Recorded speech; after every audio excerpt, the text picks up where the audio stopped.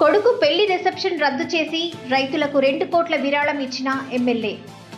తన కుమారుడి వివాహ రిసెప్షన్ను రద్దు చేసుకుని ఆ వేడుక కోసం కేటాయించిన 2 కోట్లను రైతుల సంక్షేమం కోసం విరాళంగా ప్రకటించారు ఆ ఎమ్మెల్యే. ఆయనే మిర్యాలగూడ ఎమ్మెల్యే బత్తుల లక్ష్మారెడ్డి.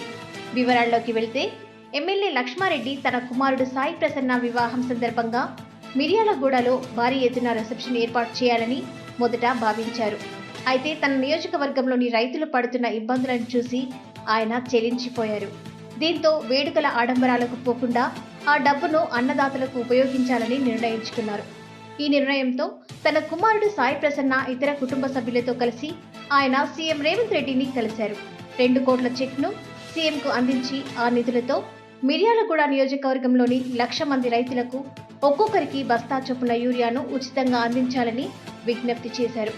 ఎమ్మెల్యే తీసుకున్న ఈ నిర్ణయాన్ని సీఎం రేవంత్ రెడ్డి ప్రత్యేకంగా అభినందించారు. రైతులకు సాయం చేసేందుకు ముందుకు వచ్చిన బత్తుల లక్ష్మారెడ్డిని, ఆయన కుటుంబ సభ్యులను ప్రశంసించారు సీఎం రేవంత్ రెడ్డి.